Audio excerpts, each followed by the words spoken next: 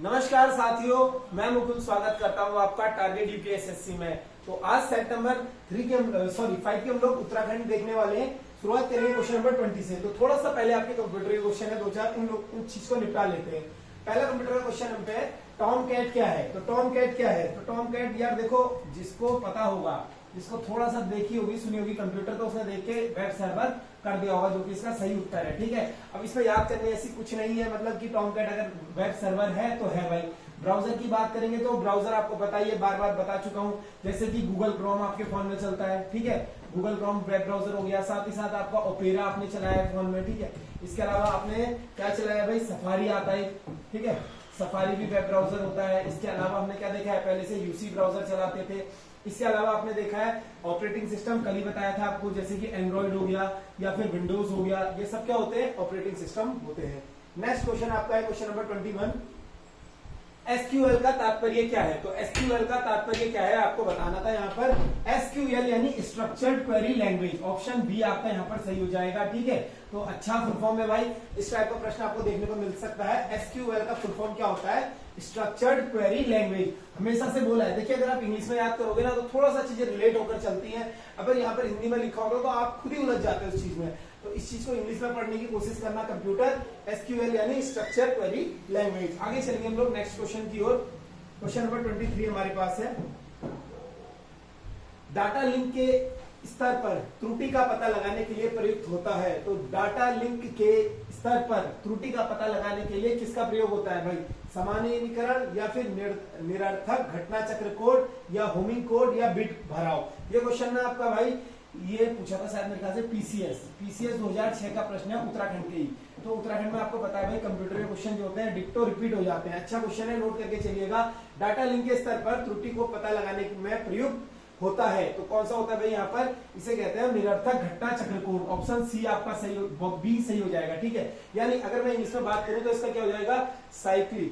ठीक है, साइक्लिंग।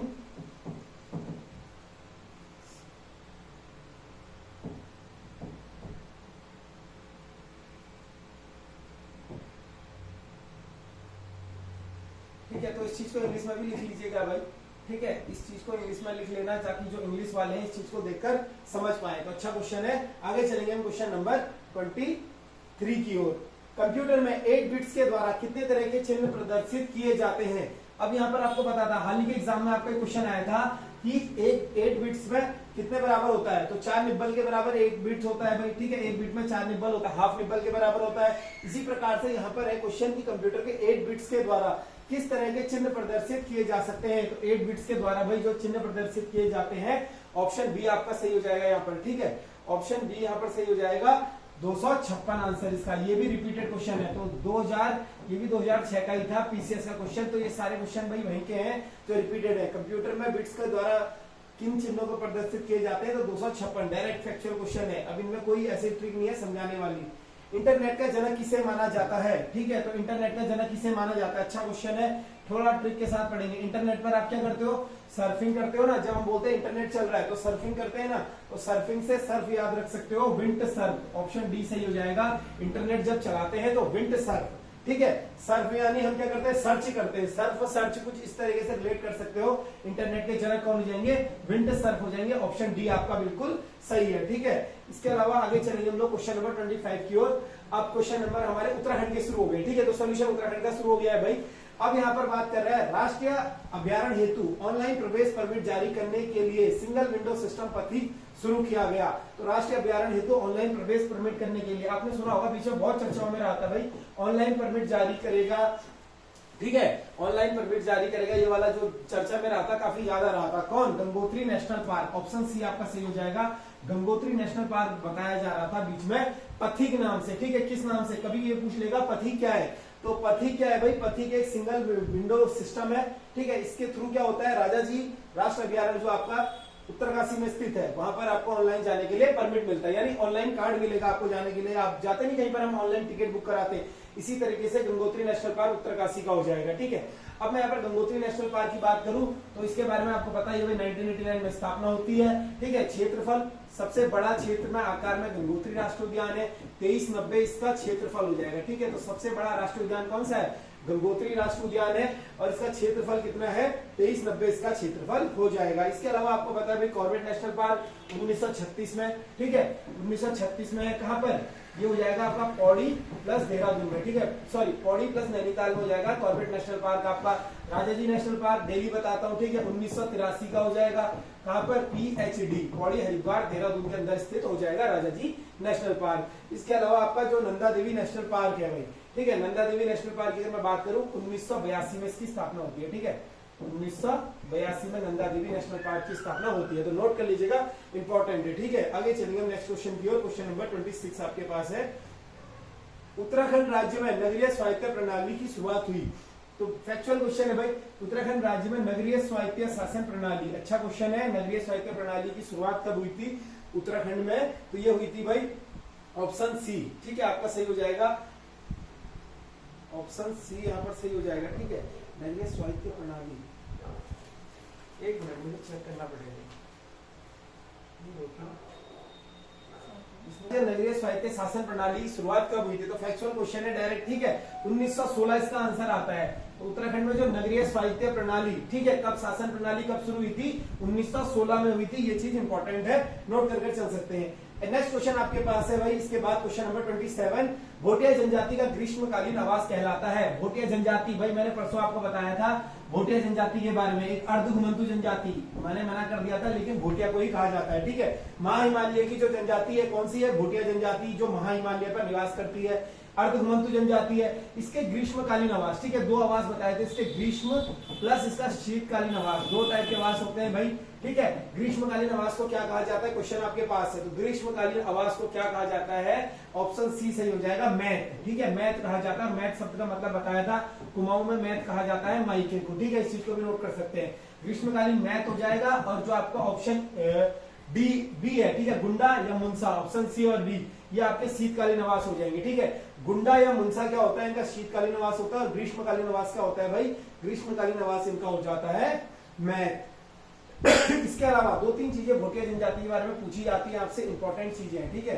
तो दो तीन चीजें भोटिया जनजाति के बारे में काफी अच्छी चीजें हैं, ये लिख लेना एक बार। इनका नामकरण संस्कार को क्या बोलते हैं भाई, छाया शुमो, ठीक है नामकरण संस्कार को क्या बोलते हैं, छुया शिमो, ठीक है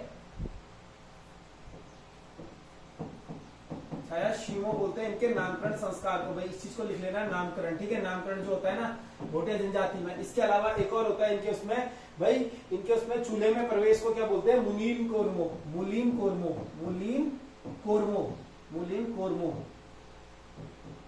ये होता है चूल्हे में प्रवेश, मुलीन कोरमो चूल्हे में प्रवेश, चूल्हे में प्रवेश, ठीक है ये चीज लिख लेना, चूल्हे में प्रवेश होता है मुलीन कोरमो। इसके अलावा एक आता है मुंडन सरकार पुष्यावामो, ठीक है मुंडन संस्कार पुष्यावामो, ठीक है पुष्यावामो होता है मुंडन संस्कार, ठीक है किसी बच्चे का मुंडन संस्कार होना होता है तो क्या होता है भाई, मुंडन संस्कार को कहा जाता है पुष्यावामो। यानी नामकरण को कहा जाएगा छायाशिमो, चूल्हे में प्रवेश को कहा जाएगा मुलीन कोरमो, और मुंडन को कहा जाएगा पुष्यावामो। थोड़ा अलग सी टर्म है, अब डेली हम लोग पढ़ ही रहे ना, भोटिया जनजाति में बहुत चीजें पढ़ दी है, थोड़ा सा अलग चीजें थी तो इसलिए लिखना चाहे तो लिख सकते हैं। इसके अलावा मृतकों की आत्मा के लिए गवन संस्कार कौन सी जनजाति करती है भाई, भोटिया जनजाति करती है, मृतकों की शांति के लिए गवन संस्कार। बाकी 12 वर्ष में त्योहार इनका आता है, कंडाली आपने पढ़ा होगा, ठीक है। आगे चलेंगे नेक्स्ट क्वेश्चन, क्वेश्चन नंबर 28 की ओर। बद्रीनाथ धाम के मुख्य पुजारी रावल निम्न में से किस क्षेत्र से चुने जाते हैं, तो ये पहले भी बताया आपको, क्वेश्चन आ चुका है आपके लास्ट टाइम वीडियो में। बद्रीनाथ के जो रावल धाम, बद्रीनाथ के मुख्य पुजारी होते हैं रावल, ठीक है कौन होते हैं भाई, रावल होते हैं। बद्रीनाथ के मुख्य पुजारी कौन होते हैं, रावल। निम्न में से किस क्षेत्र से चुने जाते हैं, ऐसे आपसे क्षेत्र पूछ रहा है कि किस क्षेत्र से वो लोग चुने जाते हैं, तो मालाबार ऑप्शन ए सही हो जाएगा आपका, मालाबार। अब यहाँ पर जो मालाबार में शंकराचार्य, आपको बताइए भाई शंकराचार्य के जो वंशज थे निम्बोदरी संप्रदाय के, ठीक है ये चीज आपको लिखनी है, शंकराचार्य के वंशज, ठीक है किसके वंशज भाई, शंकराचार्य, ठीक है शंकराचार्य के वंशज निम्बोदरी संप्रदाय के, ठीक है निम्बोदरी संप्रदाय के लोग होते हैं भाई, ये कभी बन सकता है संप्रदाय, ठीक है इस चीज को लिख लेना। रावल तो होते ही होते हैं, कहा के मालाबार क्षेत्र के निम्बोदरी संप्रदाय के लोग होते हैं बद्रीनाथ के। बात करें बद्रीनाथ मंदिर की तो आपको पता है किस शैली में बना था भाई, मुगल शैली में, ठीक है मुगल शैली में मंदिर बना है बद्रीनाथ का, मुगल शैली में, या फिर हमने इसको क्या बोला शंकुधारी शैली, ठीक है शंकुधारी शंकुधारी शैली भी इसको बोला, या फिर हमने बोला मुगल शैली में बनाया बद्रीनाथ मंदिर। ठीक है, ये चीज इंपॉर्टेंट है। इसके अलावा बद्रीनाथ मंदिर के बारे में आपको जानने को 2-3 फैक्ट पहले बताए थे मैंने। ठीक है, कड़ाई उत्सव कहां पर मनाया जाता है? कड़ाई उत्सव आता है आपका कड़ाई। ठीक है, कड़ाई उत्सव, कड़ाई उत्सव। ठीक है, कड़ाई उत्सव आपका मनाया जाता है बद्रीनाथ में। 4 धामों में किस धाम में कड़ाई उत्सव मनाया जाता है करके प्रश्न आ जाए कभी तो सीधा बद्रीनाथ धाम को टिक कर देना। कड़ाई उत्सव मनाया जाता है बद्रीनाथ धाम में। इसके अलावा सबसे ज्यादा जो टूरिस्ट आते हैं, मैंने आपको बताया था ना पहले भी, बद्रीनाथ आपको जो एक सुलभ जगह पे है। ठीक है, केदारनाथ का आपको पता है गौरीकुंड से रास्ता पैदल होकर जाता है, बद्रीनाथ शायद मेरे ख्याल से नजदीक है, सबसे ज्यादा सुलभ मार्ग पे है, तो बद्रीनाथ में ही सबसे ज्यादा टूरिस्ट आते हैं। तो इस चीज को लिख सकते हैं आप। आगे चलेंगे नेक्स्ट क्वेश्चन की ओर। क्वेश्चन नंबर 29 आपके पास है। उत्तराखंड में कस्तूरी मृग की कितनी प्रजातियां पाई जाती हैं? तो कस्तूरी मृग भाई हमारा राजकीय जो पशु है। ठीक है, राजकीय पशु हो जाएगा, राजकीय पशु क्या है भाई? कस्तूरी मृग हो जाएगा। ठीक है, अगर हम यहाँ पर बात करें कस्तूरी मृग का वैज्ञानिक नाम, ठीक है, मास्कस आइसोगास्टर। ठीक है, मास्कस, मास्कस आइसोगास्टर। ठीक है, मास्कस आइसोगास्टर क्या हो जाएगा? इसका वैज्ञानिक नाम हो जाएगा कस्तूरी मृग का। ठीक है, कस्तूरी मृग इसके बारे में ज्यादा आपको पता है भाई। कस्तूरी मृग आपने पढ़ा होगा कि 3600 से 4400 मीटर की ऊंचाई तक मिलता है, 3600 से 4400 की मीटर की ऊंचाई तक मिलता है। अब यहाँ पर हमसे कह रहा है उत्तराखंड में कितनी प्रजातियां पाई जाती है? तो उत्तराखंड में इसकी 4 प्रजातियां पाई जाती है। ऑप्शन सी आपका सही हो जाएगा। ठीक है, उत्तराखंड में 4 प्रजातियां पाई जाती है। और आपको पता होगा मेहरुड़ी में, ठीक है, मेहरुड़ी वाला आपने सुना होगा 1900 कितने में स्थापना हुई थी भाई मेहरुड़ी वाले की? 1977 में। ठीक है, मेहरुड़ी वाले की स्थापना होती है मेहरुड़ी। मेहरुड़ी है जो आपका स्थित हो जाएगा कहां पर? मेहरुड़ी आपका स्थित हो जाएगा भाई, ठीक है, बागेश्वर में इसकी स्थापना होती है 1977 में। और इसके बाद एक आपने सुना होगा काचुला खर्ग। ठीक है, काचुला खर्ग, काचुला खर्ग, ये भी कस्तूरी मृग अनुसंधान वो है।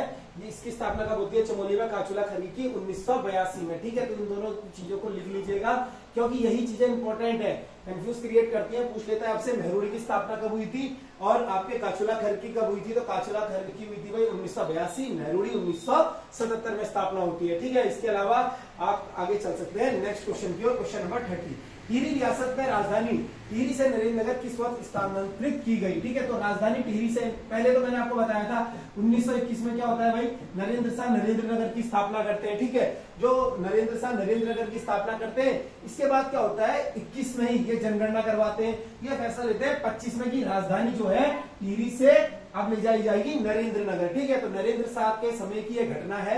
इन्हीं के समय क्या हुआ था कि राजधानी जो थी टिहरी से नरेंद्रनगर ले गए थे। और ये कौन से क्रम के राजा थे? तो आपको बताया 59वें क्रम के राजा थे। ठीक है, 59वें क्रम के राजा थे। इसके अलावा 1916 में इन्हीं के समय क्या हुआ था भाई? डोरी पैमाइश। ठीक है, डोरी पैमाइश, डोरी पैमाइश की घटना किसके समय हुई थी? नरेंद्र शाह के समय। एक इनकी किताब आती है नरेंद्र हिंदू लॉ। ठीक है, नरेंद्र हिंदू लॉ, नरेंद्र हिंदू लॉ एक पुस्तक लिखी गई थी हरिकृष्ण के द्वारा। ठीक है, पंडित हरिकृष्ण रतूड़ी के द्वारा नरेंद्र हिंदू लॉ लिखी गई थी। इस चीज को भी लिख लीजिएगा। ठीक है, अपना कानून था इनका, इस कानून पर इनकी किताब थी। इसके अलावा ठीक है, इनका आपको पता है 5वां भूमि बंदोबस्त आता है भाई। नरेंद्र शाह ने किस क्रम का भूमि बंदोबस्त करवाया था? 5वां, और टिहरी राज्य का अंतिम भूमि बंदोबस्त करवाया था।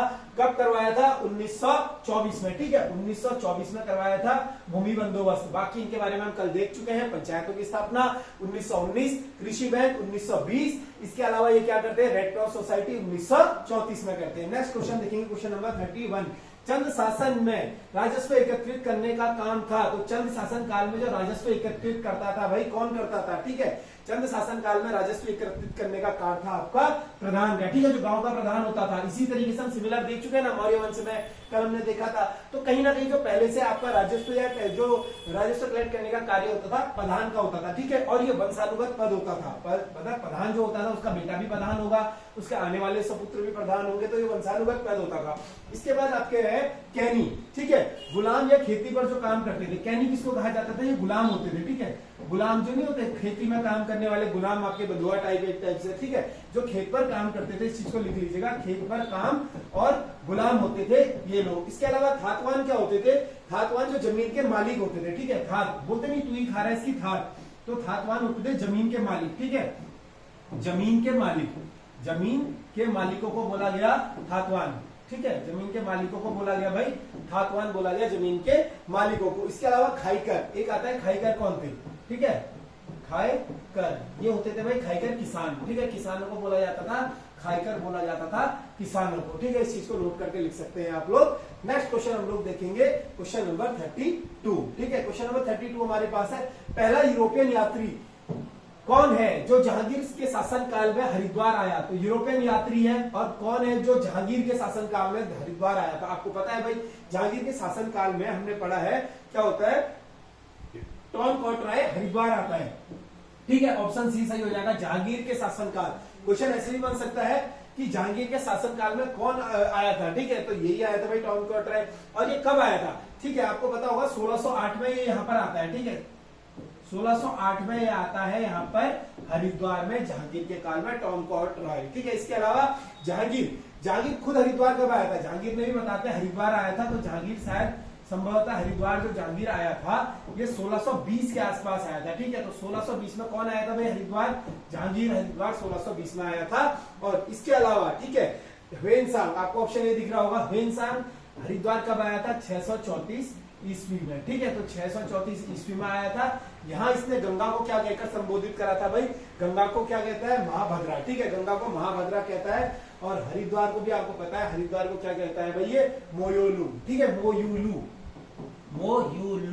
ठीक है, मोयूलू किसको कहता है, हरिद्वार को कहता है। और गंगा को क्या कहता है, ह्वेनसांग, महाभद्रा कहता है, और 634 ईस्वी में हरिद्वार आता है, ठीक है, ये मैंने आपको बता दिया है, ह्वेनसांग जो होता है हरिद्वार आता है। नेक्स्ट क्वेश्चन आपके पास है, क्वेश्चन नंबर 33, जौलीकोट नैनीताल में मधुमक्खी पालन केंद्र की स्थापना कब की गई? बहुत फेमस क्वेश्चन है, बार बार आता है, घुमा फिरा के हर दूसरे एग्जाम में हमें पूछने को मिल जाता है। तो जौलीकोट में जो मधुमक्खी केंद्र की स्थापना हुई थी 1938 में हुई थी, ठीक है, तो बहुत इंपॉर्टेंट क्वेश्चन है भाई, हर दूसरे एग्जाम में आपको घूम फिर के सेम क्वेश्चन देखने को मिल जाएगा। नेक्स्ट क्वेश्चन आपके पास है, क्वेश्चन नंबर 34, ठीक है, बाल गंगा घाटी में महिलाओं द्वारा चेतना आंदोलन किस वर्ष चलाया गया? तो बाल गंगा घाटी, ठीक है, एक क्वेश्चन आपका डायरेक्ट यहां से आया था कि महिलाओं के द्वारा चेतना आंदोलन किस घाटी में चलाया गया।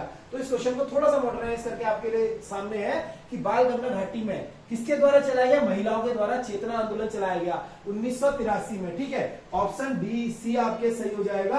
1983 में क्या हुआ, महिलाओं के द्वारा महिला चेतना आंदोलन चलाया गया बाल गंगा घाटी में, आपने, ठीक है, इस चीज को नोट करिएगा। नेक्स्ट क्वेश्चन आपके पास है, हिल साइड सेफ्टी कमेटी 1867 में का गठन कहां पर हुआ? तो हिल साइड सेफ्टी कमेटी, परसों ही बताया था आपको, हिल साइड सेफ्टी, यानी हिल साइड सेफ्टी भाई कहां पे जरूरत होगी, जो थोड़ा सा आपका अच्छा इलाका होगा, ठीक है, हिल साइड सेफ्टी कमेटी से ये नहीं कि भाई मसूरी में हिल है, अल्मोड़ा देहरादून में हिल है तो यहाँ पर मार दे। हिल साइड सेफ्टी जो कमेटी का गठन हुआ था, ऑप्शन ए सही हो जाएगा, नैनीताल में, ठीक है, और किसके शासनकाल में हुआ था? तो रैमजे, ठीक है, रैमजे के समय हुआ था, ठीक है, रैमजे के समय होता है हिल साइड सेफ्टी कमेटी का गठन, कब? 1867 में पूछता है आपसे। और रैमजे ने ही क्या करा था भाई, यूके में, ठीक है, उत्तराखंड में प्रथम आपदा प्रबंधन का कार्य, उत्तराखंड में प्रथम आपदा प्रबंधन का कार्य, आपदा प्रबंधन, ये चीज बन सकता है, क्योंकि देखो उत्तराखंड में लगातार आपदाएं आती रहती हैं, तो पूछ लेगा किस कमिश्नर के द्वारा उत्तराखंड में पहली बार आपदा प्रबंधन का कार्य किया गया? तो ये किया गया था भाई आपदा प्रबंधन का कार्य आपके रैमजे के द्वारा। इसके अलावा 1857 की क्रांति में, ठीक है, ये पूछ लेगा कौन सा लॉ इन्होंने लगाया था? तो 1857 की क्रांति में मार्शल लॉ, ठीक है, मार्शल लॉ किसने लगाया था 1857 की क्रांति में? तो रैमजे ने लगाया था मार्शल लॉ। और इसके अलावा, ठीक है, इन्होंने क्या करा था, रणवीर सेना का गठन, ठीक है, किस सेना का गठन किया था भाई? रणवीर सेना का गठन रैमजे के द्वारा किया गया था, रणवीर सेना का गठन, ठीक है, रणवीर सेना का गठन किसने करा था? रैमजे के द्वारा किया गया था, रणवीर सेना प्लस मार्शल लॉ रैमजे के द्वारा लगाया गया था। और एक और इनका आता है तराई इंप्रूवमेंट फंड, ठीक है, तराई, इस चीज को लिखेगा, तराई इंप्रूवमेंट फंड इनका कब का हो जाएगा? 1883 का, ठीक है। तो दो चीजें होती है, एक तो हिल साइड सेफ्टी कमेटी है, संसद की हो जाएगी, तराई इंप्रूवमेंट फंड 83 का है। इसके अलावा प्रथम आपदा प्रबंधन का कार्य 57 की क्रांति के समय मार्शल लॉ और रणवीर सेना का गठन किया था हेनरी रैमजे ने, ठीक है, बहुत इंपॉर्टेंट है। और कुमाऊं का स्वर्णकाल कहा जाता है, ठीक है, कुमाऊं कमिश्नरी का स्वर्णकाल अलग है, ठीक है, कमिश्नरी का स्वर्णकाल बेटन हो जाएगा, लेकिन अगर कुमाऊं कमिश्नर का स्वर्णकाल पूछेगा तो हेनरी रैमजे आपका सही उत्तर है, ठीक है। अगला क्वेश्चन है आपके पास 36, कैथरीन हाइलामाइन यानी सरला बहन को किस योगदान हेतु जाना जाता है? सरला बहन, गांधी जी की बहन, ठीक है, गांधी जी ने जिनको अपना बहन माना था भाई, सरला बहन गांधी जी की शिष्य, ठीक है, गांधी जी की शिष्या थी सरला बहन। सबसे पहले उन्होंने क्या करी भाई, लक्ष्मी आश्रम की स्थापना करी थी, ठीक है, लक्ष्मी आश्रम की स्थापना कहां पर, कौसानी के अंदर 1946। अब इसकी डेट तो ऑथेंटिक आती नहीं है, लेकिन एक बार प्रश्न आ चुका है, आयोग ने 1946 इसका आंसर माना था, ठीक है। हो सकता है भविष्य में ऐसे क्वेश्चन ना दे, आपने सुना भी होगा, तो ऐसे कंट्रोवर्शियल क्वेश्चन वो देने से बच रहा है। लेकिन लक्ष्मी आश्रम की स्थापना कौसानी में करती है सरला बहन और 1946 में करती है। ये इन्होंने आपने देखा होगा कि काफी एक्टिव रही थी आंदोलनों के दौरान, ठीक है, चाहे वो महिलाओं के प्रति हो, चाहे आजादी के प्रति हो। तो राज्य में स्वतंत्रता संग्राम का संचालन, यानी ऑप्शन सी आपको दिख रहा होगा, ठीक है, ऑप्शन सी आपको दिख रहा है। इन्होंने क्या करा था, राज्य में स्वतंत्रता संग्राम में संचालन का कार्य में जो भूमिका निभाई थी, ठीक है। अब उत्तराखंड राज्य में चिकित्सा सेवा तो हो ही नहीं सकता, सरला बहन कोई डॉक्टर तो थी नहीं भाई। राज्य में, उत्तराखंड राज्य में सुधार आंदोलन, क्या सुधार आंदोलन, कुछ भी नहीं पता है। राज्य में ईसाई धर्म का प्रचार, तो ये तो सुटेबल ऑप्शन था ही।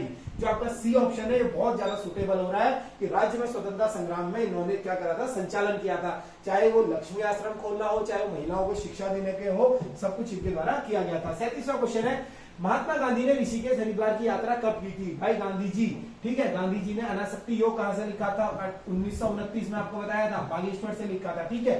उससे पहले गांधी जी जो थे भाई हरिद्वार और ऋषिकेश का दौरा कर चुके थे अपने कार्यकाल के दौरान। ऑप्शन सी आपको दिख रहा होगा, 7 अप्रैल 1915 को गांधी जी ने क्या करा भाई, हरिद्वार की यात्रा करी थी, ठीक है, हरिद्वार और ऋषिकेश की यात्रा करी थी। और गांधी जी सर्वप्रथम कहां पर आए थे, उत्तराखंड में, तो हरिद्वार ही आए थे। कभी क्वेश्चन बन जाए ना, गांधी जी उत्तराखंड में, हरिद्वार सर्वप्रथम उत्तराखंड में कहां पर आए, तो हरिद्वार में ही आए, ऐसा क्वेश्चन आता है।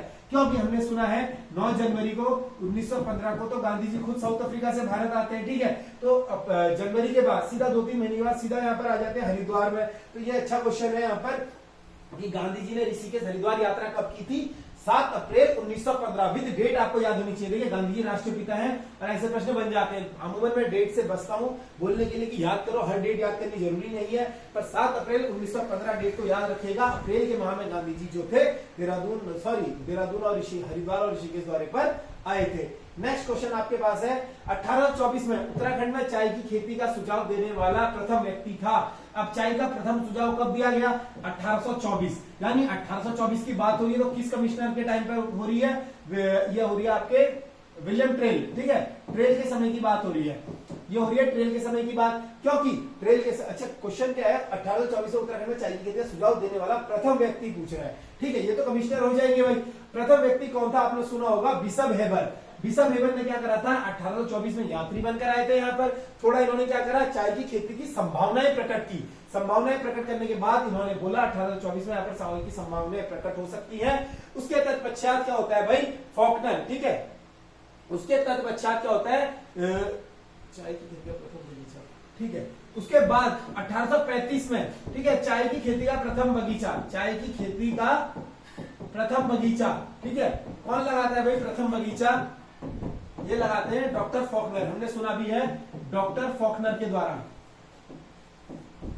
ठीक है, फॉकनर हिंदी में लिख लेना आप लोग, फॉकनर। मैं कोशिश करता हूं, ठीक है, कोशिश करूंगा भाई,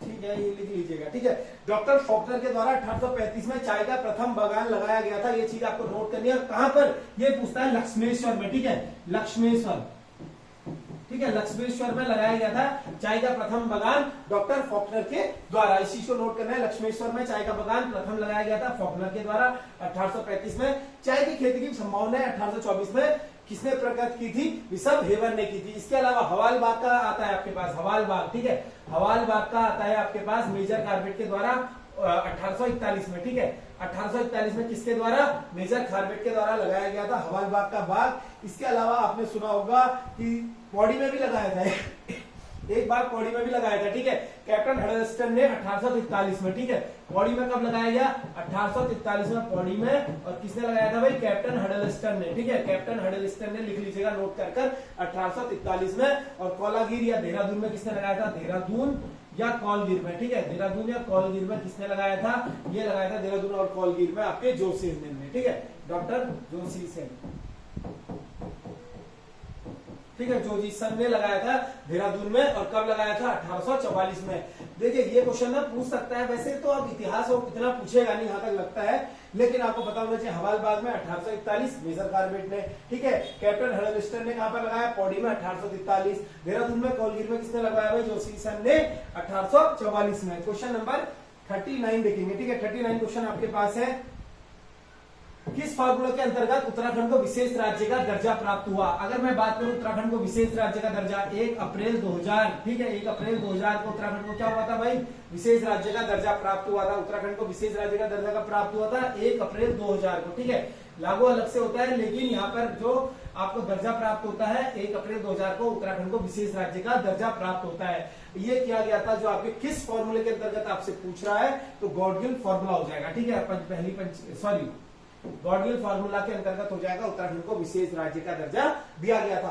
विशेष राज्य का मतलब क्या है कि आपको यहाँ पर पता है, यहाँ पर क्या होता है 90% आपको जो होता है केंद्र क्या करता है, अनुदान देता है, ठीक है, यानी आपको जो अनुदान है केंद्र 90% देता है और आपसे ऋण के रूप में 10% लेता है, ठीक है, ऋण के रूप में आपसे कितना लेता है भाई, 10% लेता है। इसी तरीके से अगर मैं पूछ करूं सामान्य स्टेट जो होते हैं, इसमें क्या होता है, केंद्र 70% अनुदान देता है प्लस 30% ऋण लेता है। तो स्पेशल स्टेट का दर्जे का फायदा यही है कि आपको मात्र 10% ऋण देना पड़ता है। नेक्स्ट क्वेश्चन देखेंगे हम लोग, क्वेश्चन नंबर 40, ठीक है, क्वेश्चन नंबर 40 आपके पास है, उत्तराखंड का उद्यान निदेशालय किस जनपद में स्थित है। उद्यान निदेशालय मतलब ये सीधा सीधा कह रहा है जो आपका बावेजा जी हैं, ठीक है, हाल ही में बहुत चर्चाओं में रहे उद्यान निदेशालय, ठीक है, जो आपके डायरेक्टर हो जाएंगे उद्यान के बावेजा जी, ठीक है, सरदार थे, ये चर्चाओं में रहे थे। अभी क्यों, इन्होंने घोटाला करा होगा कुछ भाई, अब पता नहीं, इन पर जांच कमेटी बैठी है, फिलहाल ये सस्पेंड हो चुके हैं। उद्यान निदेशालय आपका है अल्मोड़ा डिस्ट्रिक्ट, ठीक है, अल्मोड़ा डिस्ट्रिक्ट के भी स्पेसिफिक जगह पूछेगा तो ये हो जाएगा चौबटिया में, ठीक है, चौबटिया में हो जाएगा, ठीक है,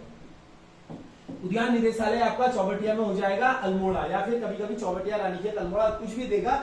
उद्यान निदेशालय का मुख्यालय आपका चौबटिया अल्मोड़ा में स्थित हो जाएगा, ठीक है, इस चीज को नोट करिएगा, अच्छा प्रश्न है। आगे चलेंगे हम लोग नेक्स्ट क्वेश्चन की ओर, क्वेश्चन नंबर 41 आपके पास है, ठीक है, क्वेश्चन नंबर 14 आपके पास है, उत्तराखंड कैबिनेट में मुख्यमंत्री सहित अधिकतम संख्या हो सकती है। तो मैंने आपको पहले ही बताया भाई, अब यहाँ पर एक सीएम है, 70 हमारी विधानसभा सीटें हैं, ठीक है, 70 विधानसभा सीटें हैं, इस विधानसभा से में भी क्या होता है, मंत्री परिषद होती है और एक मुख्यमंत्री होगा, ठीक है। तो उत्तराखंड में मैक्सिमम कितने मंत्री हो सकते हैं आपको बताने की, ज्यादा से ज्यादा, देखिए कम से कम तो आप 2-3 रखिए, वो आपकी मर्जी है, लेकिन एक संख्या इतनी है, इससे अधिक आप मुख्यमंत्री सहित मंत्री नहीं रख सकते हैं, तो हो जाएगी 12, ऑप्शन डी आपका सही हो जाएगा। यहाँ पर क्या होगा, मुख्यमंत्री सहित 12 आपके मंत्री कैबिनेट में रह सकते हैं। ऐसा किस संविधान संशोधन में कहा गया था, तो दल बदल के तहत 91वां संविधान संशोधन 2003 में हुआ था, ठीक है। इसमें क्या कहा गया था भाई, 2003 में 91वां संविधान संशोधन में क्या कहा गया था, लोकसभा और राज्यसभा में, ठीक है, लोकसभा प्लस आपकी विधानसभा में जितनी सीटें होंगी उन सीटों का 15% से अधिक आपका मंत्रिमंडल नहीं हो सकता है। तो उत्तराखंड का अगर 70 का हम 15% निकालेंगे तो 12 आता है, 12 मंत्री यहाँ पर हो सकते हैं। ऐसा भी उसमें कहा गया है, अगर मान लीजिए किसी राज्य में 40 विधानसभा सीटें हैं, वैसे तो बहुत कम राज्य ऐसे, एकमात्र गोवा राज्य है जहां पर 40 के लगभग विधानसभा सीटें हैं, तो वहां पर मिनिमम मंत्री कितने होंगे भाई, 12 मंत्री होंगे वहां पर, ठीक है। इस टाइप का प्रावधान भी आपको देखने को मिल सकता है, गोवा में कितने मंत्री होंगे, तो मिनिमम 12 मंत्री होंगे। नेक्स्ट क्वेश्चन हम लोग देखेंगे, क्वेश्चन नंबर 42, अल्मोड़ा अखबार के संपादक नहीं रहे, ठीक है, तो अल्मोड़ा अखबार के संपादक नहीं रहे। बात करें अल्मोड़ा अखबार की तो सबसे, ठीक है, अल्मोड़ा अखबार भाई बहुत चर्चाओं में रहा था, ठीक है, 1870 के दशक से चल रहा है, 1871 में, ठीक है, किसके द्वारा, किसके प्रयासों से, कब तक चलता है, 1918 तक, किसके प्रयासों से, तो हमने सुना है बुद्धि बल्लभ पंत, ठीक है, बुद्धि बल्लभ पंत, ठीक है, लिख लीजिएगा, मैं बीपी लिख देता हूं, बुद्धि बल्लभ पंत, आप इस चीज को लिख लीजिएगा, बुद्धि बल्लभ पंत के प्रयासों से चला था 1871 से लेकर 1871 से 1918 तक, ठीक है। डिबेटिंग क्लब से निकलता था, किससे, डिबेटिंग क्लब से ये निकलता था। ये पूछा जाता है कि अल्मोड़ा अखबार कहां से निकलता था, तो डिबेटिंग क्लब से ये निकलता था। इसके अलावा बुद्धि बल्लभ पंत, इसके जो स्टार्टिंग में शुरू किसने करा था, बुद्धि बल्लभ पंत ने, और साप्ताहिक था, ठीक है, साप्ताहिक अखबार था भाई। इसके बाद यहाँ पर होता है कि ये जो अखबार था इसके संपादक जो रहे थे, सबसे पहले इम्तियाज अली रहे थे, बिल्कुल रहे थे, ठीक है, जीवानंद जोशी इसके संपादक रहे थे, जीवानंद जोशी, बिल्कुल यहाँ पर जीवानंद जोशी भी इसके संपादक थे, और बद्रीदत्त पांडे तो आपको पता ही है, ये रहते ही रहते हैं, यानी रामादत्त तिवारी, ऑप्शन डी आपका गलत हो जाएगा, ये इसके संपादक नहीं रहे थे। इसके अलावा इसके संपादक कौन कौन रहे थे, तो लिख लीजिएगा, सदानंद सनवाल, ठीक है, सदानंद सनवाल, ठीक है, सदानंद सनवाल, सनवाल, ठीक है। एक इनके संपादक रहे थे आपके विष्णु, ठीक है, विष्णुदत्त जोशी, ठीक है, विष्णुदत्त जोशी, ठीक है, विष्णुदत्त जोशी भी इसके संपादक रहे थे। तो पूछ लेता है इनमें से संपादक कौन थे कौन नहीं थे, ये इंपॉर्टेंट क्वेश्चन है। इसके अलावा बद्रीदत्त पांडे इसके संपादक कब बने भाई? 1913 में बद्रीदत्त पांडे इसके संपादक बनते हैं, ठीक है। कब इसके संपादक बनते हैं भाई? 1913 में बद्रीदत्त पांडे इसके संपादक बनते हैं। लगभग अब यहां से यहां तक चला तो एक प्रश्न ऐसे बन सकता है, कितने वर्ष तक सेवाएं दी? तो 48 वर्ष तक इसने अपनी सेवाएं दी इस अखबार ने, ठीक है। 48 वर्ष तक सेवा देने के साथ साथ, ठीक है, इस अखबार पर क्या था भाई? पायनियर, एक अंग्रेजी अखबार आता था ना आपका पायनियर, ठीक है, पायनियर के समकालीन था, पायनियर के समकालीन था ये अखबार, समकालीन, ठीक है, पायनियर के समकालीन था अखबार। साथ ही साथ इस अखबार की विशेषता क्या रही भाई? इस अखबार ने आपको पता है भाई एक चीज बहुत बड़ी कही है जो एग्जाम में पूछी जाती है हमसे, ठीक है। इस अखबार में एक चीज ठीक है भाई, चलिए नोट करिए, आगे चलेंगे क्वेश्चन नंबर नेक्स्ट की ओर। क्वेश्चन नंबर 43 है, गोरखा काल में ग्राम छोड़कर भागे हुए लोगों पर कौन सा कर लगता था? तो उस दिन आपको बताया था ग्राम छोड़कर जो गांव में नहीं रहता वो क्या करता? कर देता। तो गांव में नहीं रहता तो रहता कर किन से लिया जाता था भाई? जो गांव में नहीं रहता उससे कर। तो ग्राम छोड़कर भागे हुए लोगों पर कौन सा कर लिया जाता था? रहता कर लिया जाता था गोरखाओं के समय, ठीक है, इस चीज को नोट करना है। ग्राम छोड़कर भागे हुए लोगों पर रहता कर लिया जाता था, इस चीज को आपको नोट करना है। साथ ही साथ एक और चीज देखनी है आपको, मरो, ठीक है। तो छिपाई गई संपत्ति पर कौन सा? रहता के अलावा एक बहता आता था, ठीक है, बहता कर होता था भाई, ठीक है, एक बहता कर होता था, एक रहता कर होता था। तो बहता कर आपका लिया जाता था छिपाई गई संपत्ति पर, ठीक है, बहता हुआ कर लिया जाता था छिपाई गई संपत्ति पर, ठीक है, छिपाई गई संपत्ति पर बहता कर लिया जाता था। और रहता कर लिया जाता था आपका जो गांव छोड़कर जाता है उस व्यक्ति से। तो इसे मैंने बताया है परसों आपको, उम्मीद करता हूं आपने ये कर लिया होगा, ठीक है। इसके अलावा हम नेक्स्ट क्वेश्चन देखेंगे, क्वेश्चन नंबर 44। किस वर्ष उत्तराखंड को पर्यटन वर्ष घोषित किया गया? पर्यटन वर्ष उत्तराखंड को घोषित किया गया, बात करें 2001 और 2015 में क्या किया गया था? उत्तराखंड को पर्यटन वर्ष घोषित किया गया था, ठीक है। ऑप्शन आपका सी सही हो जाएगा। 12 में नहीं है, 14 में नहीं है, 16 में नहीं है, यानी पर्यटन वर्ष जो उत्तराखंड को घोषित किया गया था 2001 और 2015 में। बात करूं पर्यटन को उद्योग का दर्जा 2018, ठीक है, पर्यटन को उद्योग का दर्जा कब दिया गया भाई? पर्यटन को उद्योग का दर्जा, ठीक है, पर्यटन को उद्योग का दर्जा, ठीक है, पर्यटन को उद्योग का दर्जा, पर्यटन को उद्योग का दर्जा कब दिया गया? 2018 में दिया गया था। और जो आपकी नई पर्यटन नीति है, हाल फिलहाल में आपकी 2023 की नई पर्यटन नीति है, इसको पर्यटन को इसमें कितने श्रेणियों में बांटा गया है भाई? 3 श्रेणियों में, ठीक है, 3 श्रेणियों में पर्यटन को बांटा गया है, इस चीज को लिख लीजिएगा। 2023 की जो पर्यटन नीति है 3 श्रेणियों में पर्यटन को बांटा गया है। इसके अलावा 2023 से 2030 तक ये पर्यटन नीति आपकी लागू रहेगी। कब तक? 2023 से 2030 तक पर्यटन नीति लागू रहेगी, इस चीज को नोट करना चलना है। नेक्स्ट क्वेश्चन आपके पास है क्वेश्चन नंबर 46, ठीक है। 46 क्वेश्चन है, अकबर और रुद्रचंद की भेंट का वर्णन किस पुस्तक में मिलता है? तो अकबर और रुद्रचंद की भेंट का वर्णन जो मिलता है हमें अकबरनामा में मिलेगा। ऑप्शन ए आपका सही हो जाएगा भाई, ठीक है, अकबरनामा में मिलेगा। अकबर और रुद्रचंद, अकबर की कहानी है भाई, सीधी सी बात है। तो अकबर और रुद्रचंद की जो भेंट का वर्णन है ये हमें मिलता है अकबरनामा में। बात करें इनकी भेंट कहां पर होती है भाई? लाहौर में इनकी भेंट होती है। कहां पर? लाहौर में होती है। कब? 1588। डेली बता रहा हूं, इसी के कहने पर नागौर युद्ध में भाग लेता है, ठीक है, नागौर युद्ध में कौन भाग लेता है? रुद्रचंद लेता है। और अकबर और लाहौर में इसकी भेंट होती है। इसके बारे में डेली हम पढ़ते हुए आ रहे हैं। आगे चलेंगे नेक्स्ट क्वेश्चन की ओर, क्वेश्चन नंबर 46, ठीक है। 46 क्वेश्चन आपके पास है, जहांगीर विनोद नामक रचना किसके द्वारा रचित की गई है?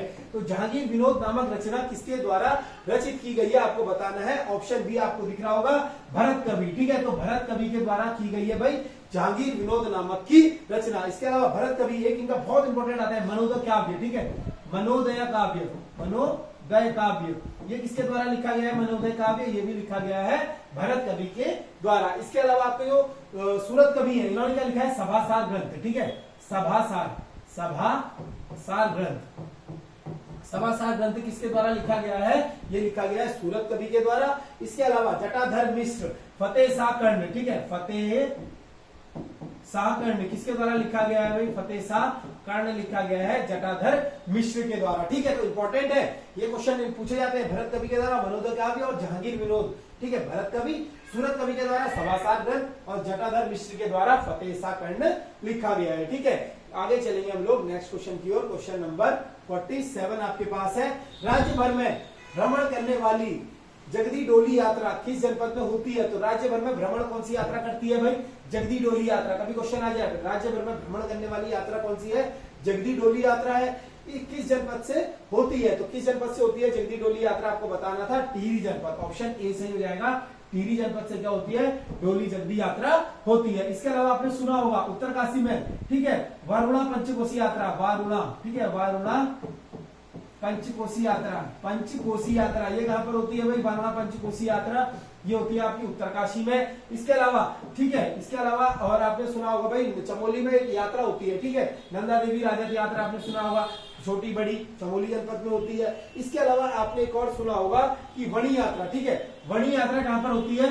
वणी यात्रा आपने ऐसी आता है, वणी यात्रा चमोली जनपद में होती है प्रत्येक 12 वर्ष में, ठीक है, कब होती है? प्रत्येक 12 वर्ष में होती है वणी यात्रा चमोली जनपद में होती है। ठीक है, इसके अलावा ब्योरा यात्रा, ब्योरा यात्रा कहां पर होती है? ब्योरा यात्रा पिथौरागढ़ जनपद में होती है। ठीक है, ब्योरा यात्रा आपने सुना होगा ना, पिथौरागढ़ जनपद में क्या होती है? ब्योरा यात्रा होती है। इसके अलावा मणिकर्णिका यात्रा कहां पर होती है? मणिकनाथ यात्रा, ठीक है, मणिकनाथ यात्रा आपकी टिहरी जनपद में होती है। ठीक है, मणिकनाथ यात्रा कहां पर होती है? ये भी टिहरी जनपद में होती है। ठीक है, तो जगदी डोली यात्रा पता नहीं होती है नहीं होती है ये पता नहीं, लेकिन किताबों में जो दिया गया है वो तो यही दिया गया है, और टिहरी में मणिकनाथ यात्रा भी होती है। आगे चलेंगे नेक्स्ट क्वेश्चन की ओर। क्वेश्चन नंबर 48, वृणेश्वर स्वामी को राज्य में संबंधित किस वंश के कुल देवता माना जाता है? तो वृणेश्वर स्वामी को, ठीक है, राज्य में संबंधित किस वंश के कुल देवता माना जाता है? वृणेश्वर स्वामी को किस वंश का देवता माना जाता है भाई? इसको माना जाता है पौरव वंश का। ठीक है, ऑप्शन ए सही हो जाएगा, वृणेश्वर स्वामी पौरव वंश। कहां से पता लगता है? तालेश्वर ताम्रपत्र, ठीक है, तालेश्वर ताम्रपत्र से हमें क्या लगता है? पौरव वंश की जानकारी मिलती है भाई। ठीक है, इसके अलावा वृणेश्वर स्वामी है संबंधित राज्य के देवता माने जाते हैं। ठीक है, इसके अलावा अगर मैं बात करूं आपसे अगला, ठीक है, ऑप्शन बी पवार वंश। ठीक है, पवार वंशों की, पवारों की राजा कौन, रानी कौन थी भाई? राजराजेश्वरी देवी, राजराजेश्वरी, ठीक है, राजराजेश्वरी देवी जो थी इनकी कुल देवी थी पवार वंश के, ठीक है, पवारों की। इसके अलावा चंद्रवंशों की, भाई चंद्रवंशों की आपने सुना होगा, चंद्रवंशों के दो आते हैं, ठीक है, एक तो नंदा देवी जी आती है इनकी, ठीक है, तो मेन तो इनकी जो है नंदा देवी ही होती है। ठीक है, नंदा देवी होती है, इनके अलावा जिया रानी को भी माना जाता था इनके द्वारा, युदय वंश से होता है। ठीक है, एक होता है कत्यूरी, कत्यूरियों के द्वारा किसको माना जाता था भाई? कत्यूरी, कत्यूरी किसको मानते थे? कोट ब्राह्मणी देवी, ठीक है, कोट ब्राह्मणी, कोट ब्राह्मणी आपको परसों बताया था। कोट ब्राह्मणी देवी मंदिर कहां पर स्थित हो जाएगा? बागेश्वर में। और कत्यूरी आपको पता है कत्यूरी कहीं ना कहीं क्या थे भाई? बागेश्वर से इनका वो था, तो कत्यूरी की देवी कौन थी? कोट ब्राह्मणी देवी हो जाएंगी। नेक्स्ट क्वेश्चन आपके पास है, क्वेश्चन नंबर 49, यात्रा काल में विभिन्न पड़ाव पर खोली गई छोटे मोटी दुकानों को किस नाम से जाना जाता है? ये प्रश्न आपके कनिष्ठ सहायक में आया था। यात्रा काल, मान लीजिए आपको यात्रा कर रहे हैं भाई, आपने कोई यात्रा में गए हो, इस यात्रा के दौरान राज्य में छोटी छोटी दुकानें यहाँ पर खुली है, यहाँ पर बैठने के स्थल बने हुए हैं, तो इसी दुकानों का ये नाम पूछ रहा है कि किस नाम से इसको जाना जाता है? यात्रा में विभिन्न पड़ावों पर खोली गई छोटी मोटी दुकानों को किस नाम से जाना जाता है? तो इसको जिस नाम से जाना जाता है उसे कहा जाता है चट्टी। ठीक है, ऑप्शन डी यहाँ पर सही हो जाएगा। तो ये ऐसे क्वेश्चन ना वहीं पर हो जाते हैं ऑन द स्पॉट, कर दिया गलत अटेम्प्ट करोगे हट जाएगा, लेकिन यहाँ पर अगर तुक्का सही चलेगा तो 1 नंबर मिल जाएगा। तो जो छोटी छोटी दुकानें होते हैं उन्हें चट्टी कहा जाता है। ऑप्शन ए में आपको दिख रहा होगा ढाकरी। ठीक है, तो ढाकरी क्या होते थे भाई? पुराने व्यापारी। ठीक है, पुराने व्यापारी होते थे, जो पुराने व्यापारी पोत पर, ठीक है, पथ पर व्यापार हेतु जाते थे, पुराने व्यापारी। ठीक है, पुराने व्यापारी जो पद पर क्या करते थे? व्यापार हेतु जाते थे। ठीक है, ग्रामीणों का समूह एक टाइप से। हेमवंत पद, ठीक है, हेमवंत पद क्या होता था? ये प्रवेश हेतु बनाए गए मार्ग। ठीक है, प्रवेश हेतु, प्रवेश, ठीक है, प्रवेश हेतु बनाए गए मार्ग, प्रवेश हेतु बनाए गए मार्ग। ठीक है, प्रवेश हेतु बनाए गए मार्ग। ये पूछ सकता है ऐसा क्वेश्चन है, लिख लेना, किताबों में ढूंढने से भी नहीं मिलते हैं। ठीक है, प्रवेश हेतु बनाए गए मार्ग। बाकी हुन्नी या फिर बजियाना, ये होता था भैया आपके हुणिया व्यापारी। ठीक है, हुणिया व्यापारी सुना भी होगा ना, हुणिया व्यापारी आपने, हुण, तो हुणिया व्यापारी होते थे, हुन्नी बजनिया। ठीक है, इस चीज को लिखिएगा। क्वेश्चन नंबर 50 सॉरी 50 को देखेंगे। राज्य में कितनी ऊंचाई पर उष्णकटिबंधीय आर्द्र पतझड़ वन पाए जाते हैं? तो उष्णकटिबंधीय, ठीक है, उष्णकटिबंधीय आर्द्र पतझड़ वन कितनी ऊंचाई पर पाए जाएंगे भाई राज्य में? ये पाए जाते हैं आपके 1500 मीटर की ऊंचाई वाले क्षेत्रों में, ठीक है, 1500 मीटर से अधिक ऊंचाई वाले क्षेत्रों में पाए जाते हैं उष्णकटिबंधीय आर्द्र पतझड़ वन, यानी मॉनसूनी वन एक प्रकार से इसको हमने कहा, ठीक है। कौन सा वन भाई? मॉनसूनी वन इसको कहा। 750 से 1200 मीटर तक उपोष्ण कटिबंधीय वन, ठीक है, उपोष्ण, ठीक है, उपोष्ण कटिबंधीय वन, उपोष्ण कटिबंधीय वन। अब उपोष्ण क्यों भाई? आपने सुना होगा ना, देखा भी होगा, ये हमारी पृथ्वी है भाई, ये पृथ्वी है, 0 डिग्री लाइन है। इसके आसपास के क्षेत्र जितने आसपास रहेंगे उतने ज्यादा गर्म होंगे, जितना आप ऊपर जाओगे ध्रुवों की साइड उतना आपको ठंडा होता जाएगा। तो 750 से 1200 मीटर आपको दिख रहा होगा उपोष्ण, यानी गर्मी होगी। जो तराई वाला इलाका है, ठीक है, हमारा उपोष्ण में आता है भाई, ठीक है, तो उपोष्ण में आता है तराई वाला इलाका, उपोष्ण कटिबंधीय वन होता है। इसका प्रमुख वृक्ष लिखिएगा साल होता है, ठीक है, साल इसका प्रमुख वृक्ष होता है। 1800 से 2700 मीटर। अब ये आपको क्या चलेगा भाई? ये उष्ण कटिबंधीय आर्द्र पतझड़ वन से भी ऊपर चले गया 1800 मीटर से 2700 मीटर तक। लिखिएगा आपको क्या होता है? पर्वतीय शीतोष्ण वन, ठीक है, पर्वतीय शीतोष्ण वन, पर्वतीय शीतोष्ण वन, ठीक है, पर्वतीय शीतोष्ण वन कर लीजिएगा, इसको शीतोष्ण वन कर लीजिएगा। बाकी यहाँ पर जो प्रमुख वृक्ष होगा पर्वतीय शीतोष्ण वन का बांज, ठीक है, बांज, यही बांज भाई जिसको उत्तराखंड में शिव की जटा कहा जाता है, यही बांज जिसको उत्तराखंड में सोना कहा जाता है, ठीक है। बांज का जो वैज्ञानिक नाम होता है आपको कमेंट करके बताना है, ठीक है, तो कमेंट करके बता दीजिएगा। आज कुछ नहीं पूछा है, तो बांज का जो वैज्ञानिक नाम होता है कमेंट कर बता दीजिएगा। क्वेश्चन नंबर 51, तराई भाबर में वनों से संबंधित कुमाऊं आयरन वर्कर्स कमेटी का गठन किस वर्ष किया गया? तो कुमाऊं आयरन वर्कर्स कमेटी का गठन पूछ रहा है आपसे, किससे रिलेटेड थी? वनों से संबंधित कुमाऊं आयरन वर्कर्स कमेटी का गठन किस वर्ष किया गया? ठीक है, तो बहुत सही क्वेश्चन है भाई। इसका जो गठन किया गया था 1862 में किया गया था, ठीक है, ऑप्शन डी सही हो जाएगा। इसका गठन कब किया गया था? कुमाऊं आयरन वर्कर्स कमेटी का गठन 1862 में। और इसको समाप्त कब किया गया था ये भी प्रश्न आ जाता है 1889 में, ठीक है, 1889 में क्या हुआ? समाप्त, ठीक है, ठीक है, समाप्त कब हुई भाई? 1889 में इसको समाप्त किया गया, गठन हुआ था 1862 में, ठीक है। 1906 का कुमाऊं खेतीहर भाबर न्यास निधि, ठीक है, कुमाऊं खेतीहर, ठीक है, ये लिखा है मैंने, ये क्वेश्चन पूछा भी है। 1906 में किसकी स्थापना होती है भाई? कुमाऊं भाबर खेतीहर न्यास निधि, ठीक है, कुमाऊं भाबर खेतीहर न्यास निधि, कुमाऊं भाबर, ठीक है, भाबर खेतीहर न्यास निधि कब की हो जाएगी? 1906 की हो जाएगी। और अभी आपको बताया था 1883 का क्या हो जाएगा? तराई इंप्रूवमेंट फंड, ठीक है, तराई अभी लिखा था ना रेंजे के समय, तराई इंप्रूवमेंट कब हो जाएगा? 1883। और कुमाऊं भाबर खेतीहर न्यास निधि 1906, इस चीज को याद करिएगा। क्वेश्चन नंबर 52, तराई में रुद्रपुर का इतिहास और विकास नामक पुस्तक के लेखक कौन है? तो तराई में रुद्रपुर का इतिहास, तराई में रुद्रपुर का इतिहास और विकास नामक पुस्तक के लेखक कौन है भाई? ये आपको बताना है। तराई में रुद्रपुर का इतिहास पुस्तक के लेखक हो जाएंगे शक्ति प्रसाद सकलानी, ऑप्शन ए आपका सही हो जाएगा। शक्ति प्रसाद सकलानी के द्वारा तराई में रुद्रपुर का इतिहास पुस्तक लिखी गई है, ठीक है। इसके अलावा रामचरण सिंह, इनने क्या लिखी थी? Rudrapur a study of urban geography, ठीक है, रुद्रपुर, ठीक है, Rudrapur a study of urban geography, ठीक है, अर्बन ज्योग्राफी। इस चीज को इंग्लिश में लिखेगा क्योंकि किताब भी इंग्लिश में लिखी है, बाकी आप हिंदी में कंफर्टेबल है लिखने के लिए लिख सकते हैं। Rudrapur a study of urban geography Ramcharan Singh के द्वारा लिखी गई है, इस चीज को नोट करिएगा। एक आपका है रामशरण सारस्वत, ठीक है, काशीपुर का इतिहास, उन्होंने क्या लिखी है भाई? काशीपुर का इतिहास, ठीक है, काशीपुर का इतिहास, काशीपुर का इतिहास किसके द्वारा लिखी है? काशीपुर का इतिहास, काशीपुर का इतिहास पुस्तक लिखी गई है रामशरण सारस्वत के द्वारा लिखी गई है काशीपुर का इतिहास पुस्तक, ठीक है, इस चीज को नोट करेगा, इंपॉर्टेंट क्वेश्चन है। नेक्स्ट क्वेश्चन अगर हम लोग देखें, क्वेश्चन नंबर 53, ठीक है, क्वेश्चन नंबर 53 है गढ़वाल मंडल विकास निगम यानी GMVN की बात हो रही है, अंतर्गत कार्यरत पर्वत वुडबुल फैक्ट्री कहाँ स्थित है? तो वुडबुल फैक्ट्री किसके अंतर्गत है भाई? GMVN। एक आता है आपका KMVN, ठीक है, KMVN, कुमाऊं मंडल विकास निगम और गढ़वाल मंडल विकास निगम, इन दोनों की स्थापना कब होती है? 31 मार्च, ठीक है। अब ये क्वेश्चन लोअर पीसीएस में आ चुका है, वहां पर इसने 31 मार्च 1976 वाले को डिलीट कर दिया था, पता नहीं इसकी डेट वो क्या देता हो, लेकिन जो किताबों में आपको ऑथेंटिक मिल जाएगी 31 मार्च 1976 डेट इसकी मिल जाएगी। ठीक है, तो KMVN और GMVN की भी स्थापना कब होती है? दोनों की एक ही साथ होती है। ठीक है, कुमाऊं मंडल विकास निगम, गढ़वाल मंडल विकास निगम, दोनों की स्थापना साथ होती है। और इसी के अंदर कार्यरत पर्वत वुडबुल फैक्ट्री कहाँ स्थित है आपको बताना था। ये फैक्ट्री जो स्थित हो जाएगी आपकी मुनिकी रेती ऋषिकेश। ठीक है, मुनिकी रेती ऋषिकेश में स्थित हो जाएगी। ठीक है, वुडबुल फैक्ट्री कहाँ स्थित हो जाएगी? GMVN गढ़वाल मंडल विकास निगम के द्वारा मुनिकी रेती ऋषिकेश में। नेक्स्ट क्वेश्चन आपके पास है क्वेश्चन नंबर 54।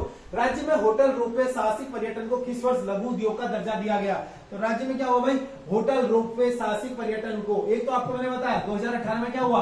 पर्यटन को उद्योग का दर्जा दिया गया। लेकिन यहाँ पर क्वेश्चन अलग है, होटल रोपवे और साहसिक पर्यटन को किस वर्ष लघु उद्योग का दर्जा दिया गया? तो क्वेश्चन में डिफरेंस है, उद्योग का दर्जा पर्यटन 2018, लेकिन यहाँ पर बात कर रहा है राज्य के होटल और साहसिक पर्यटन को, तो 2008 में इसको दिया गया था। ऑप्शन बी आपका यहाँ पर करेक्ट है। ठीक है, ऑप्शन बी है। क्वेश्चन बन जाता है कई बार, बहुत इंपॉर्टेंट फैक्ट है। ठीक है, इस चीज को लिखना। और घराट और पंचक्कियों को, ठीक है, घराटों प्लस पंचक्कियों को, पंचक्की, ठीक है, घराट प्लस पंचक्कियों को कब दिया गया उद्योग का दर्जा? तो 2001 में इनको भी दिया गया। ठीक है, 2001 में घराट और पंचक्कियों को उद्योग का दर्जा 2001 में दिया गया।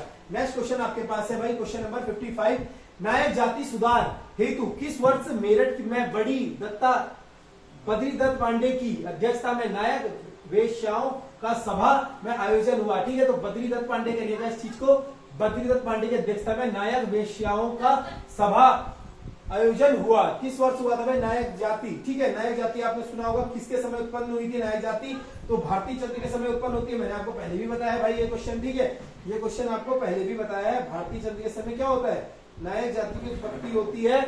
और यहाँ पर क्वेश्चन क्या है? नायक बद्री दत्त पांडे के नेतृत्व में वेश्याओं का सभा का आयोजन किस वर्ष हुआ था? तो इसका आयोजन हुआ था भाई 1930 में। ऑप्शन डी आपका सही हो जाएगा, 1930 करिएगा। इसके अलावा अगर मैं आपसे पूछूं नायक सुधार समिति कब की है? ठीक है, 1919 की क्या है भाई? 1919 की नायक सुधार समिति। ठीक है, नायक सुधार समिति ये कब की हो जाएगी? समिति 1919 की हो जाएगी। इसके अलावा एक आपका आता है नायक सुधार अधिनियम। ठीक है, 1928 का हो जाएगा नायक सुधार अधिनियम, 1928 का हो जाएगा नायक सुधार अधिनियम। ठीक है, 1919 का हो जाएगा नायक सुधार अधिनियम। एक आपके पास आता है नायक बालिका रक्षा कानून। ठीक है, 1929 का है नायक बालिका रक्षा कानून। तो ये तीनों ही चीजें पूछी जाती है, नायक बालिका, ठीक है, नायक बालिका रक्षा कानून ये कब का हो जाएगा? नायक बालिका रक्षा कानून 1929 का हो जाएगा। इस चीज को लिखिएगा। Question number 56। निम्न संस्थाओं में से सुमेलित नहीं है, कौन सी संस्था सुमेलित नहीं है? आपको बताना है भाई कौन सी संस्था जो है सुमेलित नहीं है। कुमाऊं राष्ट्रीय मोर्चा 1970 पीसी जोशी बिल्कुल सही। संयुक्त उत्तराखंड राज्य मोर्चा 1990 द्वारा बिल्कुल गलत भाई। संयुक्त तीनों ही चीजें उसने आपको लिखाई थी, याद करिए परसों वाली क्लास में। ठीक है, एक तो उत्तराखंड संयुक्त संघर्ष समिति थी, वो 1989 वाली थी, जो द्वारिका प्रसाद उनियाल वाली है ना, वो 1989 वाली है। कौन सी है वो? संयुक्त उत्तराखंड संघर्ष समिति है, वो उत्तराखंड संयुक्त है। उसके आगे उत्तराखंड आता है और वो कब होती है? 1989 में द्वारिका प्रसाद उनियाल के द्वारा। लेकिन यहाँ पर आपसे पूछ रहा है संयुक्त उत्तराखंड राज्य मोर्चा 1990। तो ये संयुक्त उत्तराखंड राज्य मोर्चा भाई पहले तो इसको लिखिएगा बहादुर राम टमटा के द्वारा, बहादुर, ठीक है, बहादुर राम टमटा इसके जो हो जाएंगे, इनके द्वारा किया गया था। और कब किया गया था? अप्रैल 1994 आपको बताया था मैंने। ठीक है, 3 अप्रैल 1994। ठीक है, तो इस चीज को काटिएगा यहाँ पर, 3 अप्रैल 1994 कर दीजिएगा। ठीक है, 3 अप्रैल 1994। ठीक है, कब की हो जाएगी? 3 अप्रैल 1994 की बहादुर राम टमटा के द्वारा संयुक्त उत्तराखंड राज्य मोर्चा। उत्तरांचल उत्थान परिषद 1988 सोवन सिंह जिना बिल्कुल सही है। पर्वत राज्य परिषद दयाकृष्ण पांडे 1967 रामनगर सही हो जाएगा। ठीक है, कहां पर? रामनगर में। क्वेश्चन नंबर 57 देखेंगे, सुमेलित नहीं है। ठीक है, तो टकसाल नामक रसायन धुनेर, टकसाल नामक रसायन धुनेर से होता है। ये पहला ही गलत लग रहा है मुझे। ठीक है, नहीं पहला सही है। ठीक है, धुनेर से ही होता है भाई। अगला आपके पास गठिया रोग हेतु तेल निकाला जाता है भैकल का। ठीक है, मैकल नहीं भैकल का तेल निकाला जाता है गठिया रोग हेतु। ठीक है, भैकल का आपने सुना होगा, गाँव में भैकल का पेड़ होता है ना, उसी का तेल निकाला जाता है गठिया के रोग के जो काम आता है। हृदय रोग हेतु लाभदायक दारू हरिद्री का। नहीं भाई, हृदय के लाभ हेतु, हृदय रोग हेतु लाभदायक कौन सा हो जाएगा? हृदय के लाभ के लिए जो लाभदायक होता है घिंगारू। ठीक है, घिंगारू, इस चीज को लिखिएगा। हृदय रोग के लिए लाभदायक कौन सा होता है? घिंगारू। ठीक है, घिंगारू क्या होता है? हृदय रोग के लिए लाभदायक। बाकी दारू हरिद्री का किसको कहा भाई? किलमोड़ा। ठीक है, दारू हरिद्री का, दारू हरिद्रा किसको कहा भाई? दारू हरिद्रा, किलमोड़ा। ठीक है, किलमोड़ा, इसी के किलमोड़ा के नाम पर अल्मोड़ा का नाम अल्मोड़ा पड़ा बताते हैं किलमोड़ा, ठीक है, जिसकी जड़ें पीली पीली होती है, ठीक है, दारू हरिद्रिका किलमोड़ा, या फिर इसको क्या बोला, जरिश्क, ठीक है, जरिश्क, जरिश्क, इस चीज को यही बोला जाता है, जरिश्क या फिर किलमोड़ा, इस चीज को नोट कर लिखिएगा। नेक्स्ट क्वेश्चन आपके पास है क्वेश्चन नंबर 58, ठीक है, निम्न में से वन्य जीव विहारों को पूरब से पश्चिम की ओर सही क्रम लगाइए। पूरब से पश्चिम की ओर भाई साहब, ठीक है, ये आपको उत्तराखंड का मैप हो जाएगा भाई, उत्तराखंड का मैप है। अब यहाँ पर उत्तराखंड में पूरब है, ठीक है, ये आपका पूरब है, पूरब वाला हिस्सा है, ये आपका पश्चिम वाला हिस्सा है, तो यहाँ से इस क्रम की ओर चलना है। अब यहाँ से चलेंगे तो सबसे पहले पिथौरागढ़ आता है भाई, आता है नहीं आता है, तो पिथौरागढ़ सबसे पहले आता है, तो पिथौरागढ़ में पहले याद करो कौन कौन सी चीजें हैं। पिथौरागढ़ में कोई नेशनल पार्क है या पिथौरागढ़ में कोई वाइल्ड लाइफ सेंचुरी है, नहीं है, ठीक है, तो है, बिल्कुल है, अस्कोट है ना पिथौरागढ़ में, तो अस्कोट है कहीं, ऑप्शन नहीं है, बिल्कुल सही, ऑप्शन नहीं है, हमें करेक्ट मिल गया भाई, ठीक है। तो ऐसी चीजें ना ऐसे ही सॉल्व होती है, कभी भी पेपर में क्वेश्चन आ जाए, नहीं आ रहा है क्रम, उत्तराखंड का मैप बनाओ, देखो यहाँ जिला कौन सा है, आपने देखा यहाँ पर पिथौरागढ़ है भाई, ठीक है, तो सबसे पूरब में पिथौरागढ़ है, सबसे पहले पिथौरागढ़ में पता है अस्कोट, अस्कोट वन्य जीव कहाँ पर है, कस्तूरी मृग के लिए पिथौरागढ़ में। अब तो हमें कोई देखने की जरूरत नहीं पड़ी, अगर 2 में अस्कोट होता तो हम फंस जाते, फिर हमें दूसरा भी पता होना चाहिए था, दूसरा कौन सा आता है इसके बाद, बागेश्वर, फिर आता है चमोली, फिर आता है आपका उत्तरकाशी, तो इस तरीके से क्रम देखना होता है। बात करें अस्कोट की, 1986 में इसकी स्थापना होती है कस्तूरी मृग के लिए बिनसर, ठीक है, बिनसर की अगर मैं बात करूं 1988 में इसकी स्थापना होती है, ठीक है, बिनसर की 1988 में कहां पर स्थित हो जाएगा, अल्मोड़ा में बिनसर हो जाएगा। नंदा देवी, ठीक है, नंदा देवी चमोली में 1982 में स्थापना होगी, चमोली में, और केदारनाथ आपको पता है चमोली स्थित हो जाएगा, केदारनाथ की स्थापना 1972 में हो जाएगी, ठीक है, 1972 चमोली जनपद में स्थित हो जाएगा। नेक्स्ट क्वेश्चन आपके पास है क्वेश्चन नंबर 60, थॉमस हार्डविक ने किस वर्ष श्रीनगर की यात्रा की थी। तो थॉमस हार्डविक ने भाई श्रीनगर की यात्रा की थी और किस वर्ष की थी आपको बताना है। थॉमस हार्डविक द्वारा श्रीनगर की यात्रा कब की गई थी, 1796 में, ऑप्शन डी आपका सही हो जाएगा। थॉमस हार्डविक ने श्रीनगर की यात्रा कब की थी, 1796 में। 1624, ठीक है, एक आपका, ठीक है, नहीं चलो इस चीज को कभी और देखेंगे फिर, ठीक है। क्वेश्चन नंबर 60, चाय विकास बोर्ड का मुख्यालय किस स्थान पर स्थानांतरित किए जाने की घोषणा की गई है। चाय विकास बोर्ड का मुख्यालय शायद वर्तमान में अल्मोड़ा में है, ठीक है, अल्मोड़ा में है, लेकिन इसको घोषणा की गई है कि यह स्थानांतरित किया जाएगा गैरसैंण में, ऑप्शन डी सी सही हो जाएगा, गैरसैंण में स्थानांतरित किया जाएगा चाय विकास बोर्ड का मुख्यालय। एक आता है आपके पास चाय विकास बोर्ड, चाय विकास बोर्ड की स्थापना कब हुई थी भाई, चाय विकास बोर्ड, चाय विकास बोर्ड, ठीक है, विकास बोर्ड 12 फरवरी 2004, ठीक है, 12 फरवरी 2004 में क्या हुआ था आपका चाय विकास बोर्ड, ठीक है, विकास बोर्ड, इस चीज को लिखिएगा, चाय विकास बोर्ड कब का है, 12 फरवरी 2004 का चाय विकास बोर्ड हो जाएगा। आगे चलेंगे क्वेश्चन नंबर 61, उत्तराखंड में कितने जनपदों में वन पंचायतें अधिनियम लागू है। उत्तराखंड में कितने जनपदों में वन पंचायत अधिनियम लागू है। अब उत्तराखंड में अगर मैं बात करूं कुल कितने जनपद है भाई, 13 जनपद है। अब आप सोचो ना, यहाँ पर वन पंचायत कहां पर लागू नहीं होगी, थोड़ा सा लॉजिक लगाओ, उत्तराखंड में वन पंचायत कहां पर लागू नहीं होगी, जो तराई वाले इलाके होंगे जहां पर वनों का कम होगा। और वन सबसे ज्यादा कम कहां पर है भाई, अगर मैं पूछूं आपसे उत्तराखंड में सबसे कम वन कहां पर है, तो 2 डिस्ट्रिक्ट आपको सबसे पहले याद आ जाते हैं, एक तो उधम सिंह नगर आ जाता है और एक हरिद्वार आ जाता है। क्यों, क्योंकि हरिद्वार जो है एग्रीकल्चर लैंड है और उधम सिंह नगर इंडस्ट्रियल लैंड है, तो यहाँ पर सबसे कम वन है, तो सीधी सी बात है यहाँ पर क्या है, वन पंचायत अधिनियम लागू नहीं है। यानी अगर हम 13 में से 2 माइनस कर देते हैं तो 11 बचता है, ऑप्शन सी सही हो जाएगा। उम्मीद करता हूँ ये चीज आपको पता लग गई होगी, ठीक है। अगर मैं डायरेक्ट 11 बताता शायद आप लोग याद नहीं कर पाते, ठीक है। तो वन पंचायत 2 डिस्ट्रिक्ट कहां पर नहीं है, देहरादून और उधम सिंह नगर और आपके हरिद्वार में, ठीक है, तो इस चीज को लिखिएगा। बाकी 11 जनपदों में आपके वन पंचायत अधिनियम लागू है। नेक्स्ट क्वेश्चन है आपका क्वेश्चन नंबर 62, 1954-55 में टिहरी के सिलियारा में नवजीवन आश्रम की स्थापना किसके द्वारा की गई।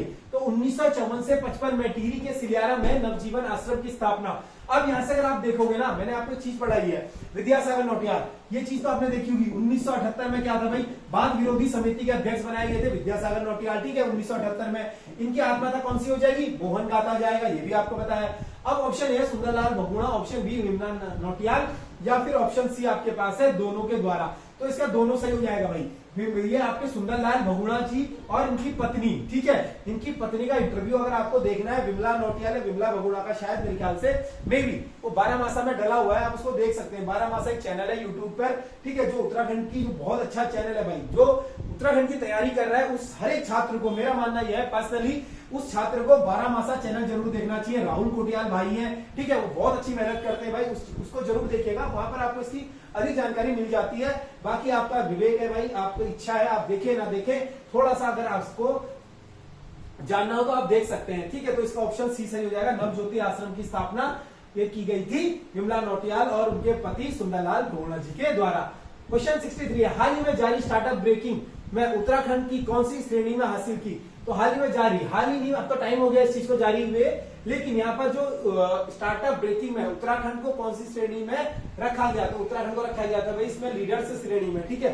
लीडर्स, इसकी श्रेणियां होती है, अलग अलग श्रेणियां, एक होती है अचीवर्स, लीडर्स, इमर्जिंग या फिर इंस्पायरिंग। तो उत्तराखंड को जो रखा गया था लीडर्स श्रेणी में रखा गया था स्टार्टअप ब्रेकिंग में, ठीक है। स्टार्टअप जो आती है आपकी नीतियां या फिर स्टार्टअप के उसमें, ठीक है। क्वेश्चन नंबर 64 है, हाल ही में किसे राहुल सांकृत्यायन अवार्ड से सम्मानित किया गया है? तो हाल ही में राहुल सांकृत्यायन अवार्ड से किसे सम्मानित किया गया है आपको बताना है यहाँ पर। ऑप्शन सी डॉक्टर अरुण कुक्षाल, ये क्वेश्चन इंपॉर्टेंट है।